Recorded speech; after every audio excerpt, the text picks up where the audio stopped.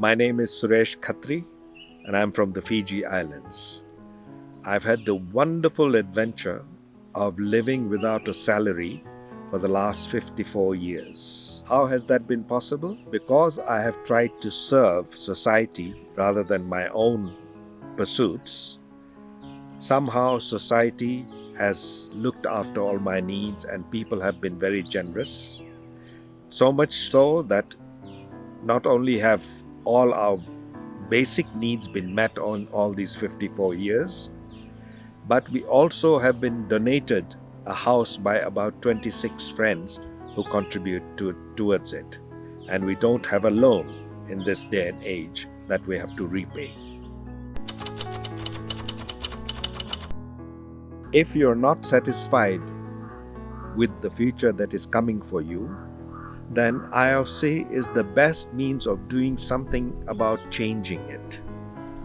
IFC provides any young person and old people too a means and a way of living that satisfies and makes life purposeful. It helps a person go just beyond living for oneself to really answering the needs of the world, and it makes you effective in modeling in your life something of what the world needs. For 112 years, IFC has been tried and tested.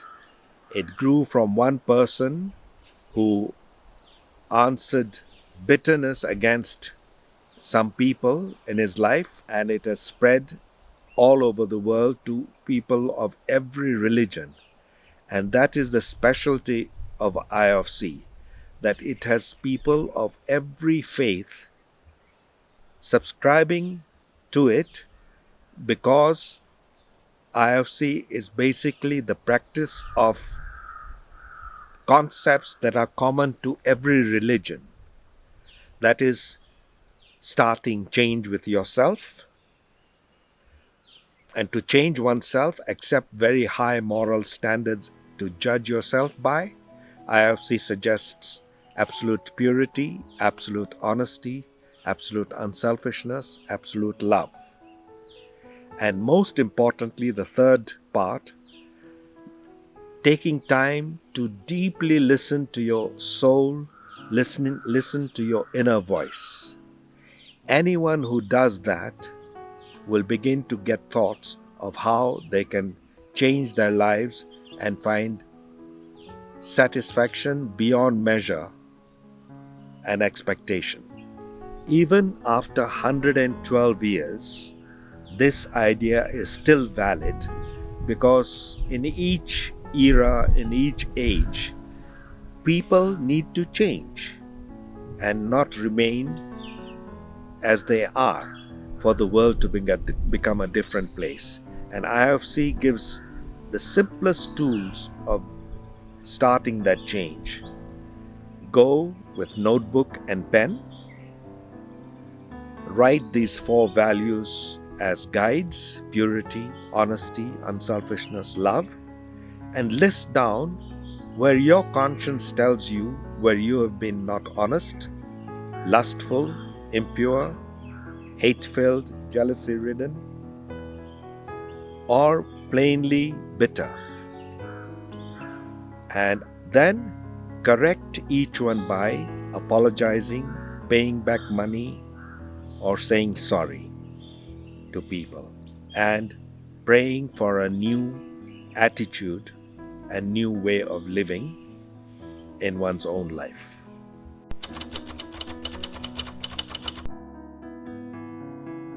Just as the universe has an order to it, has a plan to it, so also it is reasonable to assume that we humans come with a plan to our lives, a bigger plan beyond oneself or one's own family. And IFC believes that everyone in the world is needed to make the world a better place, what it can be, a lovely world. How do you know what that plan is for yourself? Initiatives of Change says, Your inner voice will tell you.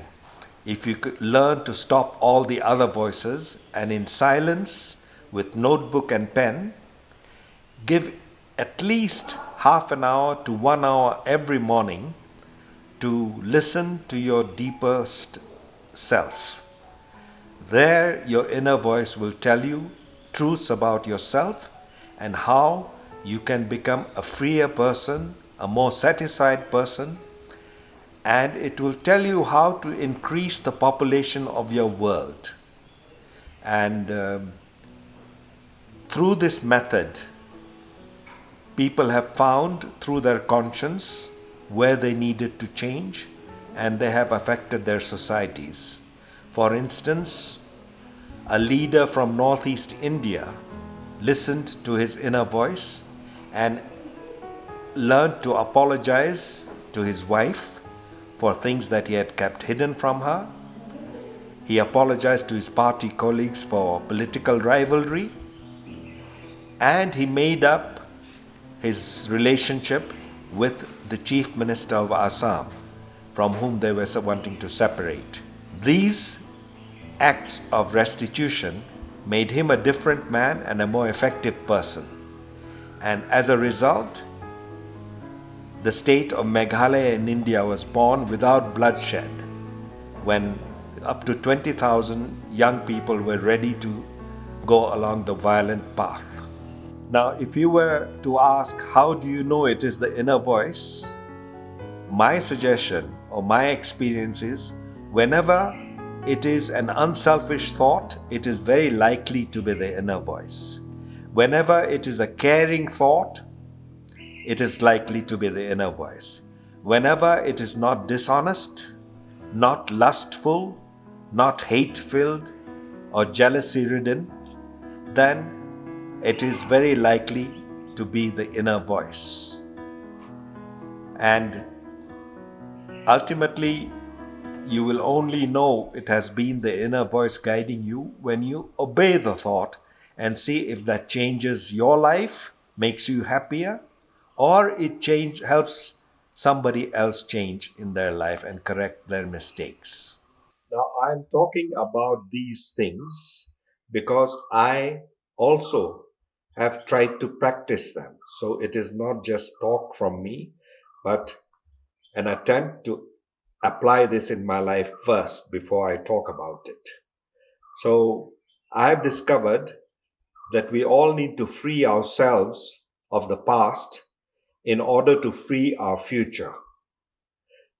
Make the future free for creativity, for selfless service, for becoming more useful for your nation, for your community, for your family too, and for the greatest satisfaction, of course, in life.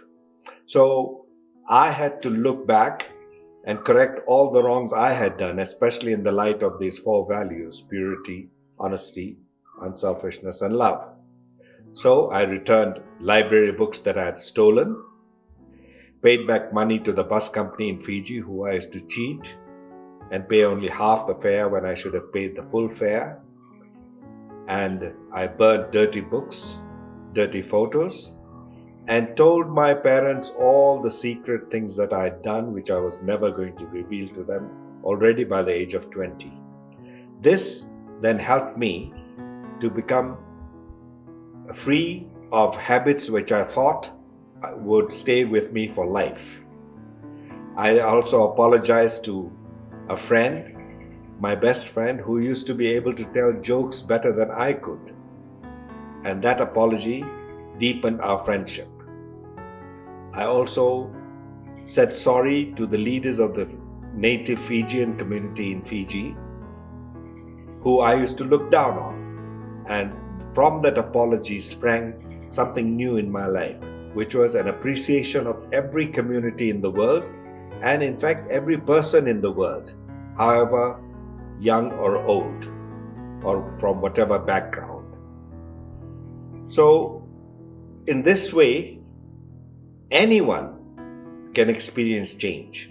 If you want to know if change can come into your life, today, now, think of putting one thing right, making an apology for something that you have done which you have not acknowledged, or paying back money where you have cheated, or saying sorry to someone for having hurt them. There will be any number of things that you will think of from your past. Your conscience will help you. And if you put that right, then you will be an agent for a new world. From my experience, if anyone wants to be happy and satisfied in life, then they should think of others, not self, and think of playing their fullest role in helping the world become a better, more lovely place. So, your inner voice will tell you how to think for other people, how to care for other people, how to increase the population of your own personal world. You can think out how many people really are in your own world, in your world. And the inner voice will increase this population as each day you think of doing something special for a new person and caring for them and helping them through your experience of change to find similar change in themselves so that they can play their role in changing the world.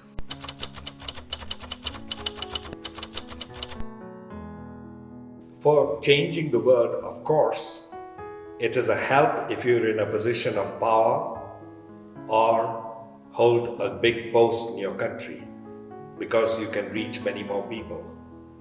But unfortunately, at the moment in the world, too many leaders are using their positions for personal gain or power and remaining in power. And the poor are neglected. So, ordinary people have to play a role.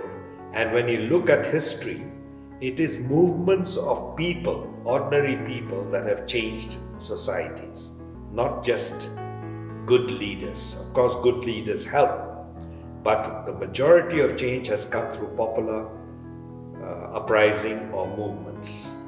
You take today a young person like Greta Thunberg or Malala of Pakistan. Were ordinary people who have made an impact on the world because the idea they propagated was big and bold. So each person can make a big difference in the world, especially if they find inspiration from the inner voice in setting up movements in their own societies which will bring change. But basically, we need to make the poor people who've been forgotten as remembered people. One reality of life is that we face negative emotions, negative thoughts, and sometimes we also are indulging in negative practices or habits. How to overcome them? It is said that it takes a passion to cure another passion. So if you find a bigger purpose in your life, it would help to overcome the emotions that are negative. I also suggest that you put care for people and care for societies and issues in societies as a primary thing in your life. Give it the first place, and you will find that your energies will be required for that task rather than indulging in something which is unproductive. In this COVID-affected era, all of us have had a lot of time to pause, be alone, and think and rethink about life and our own purposes. And it is of course known that youth movements have changed many countries and many societies. The older people will play their role, but the younger ones can now come in with increased effective force to change the world. For that, they will have to look at these 4 values: purity, honesty, unselfishness, and love. Jot down all their own shortcomings, correct them by apology, restitution, and finding new attitude through the inner voice, and play a role in building teams that will change the future.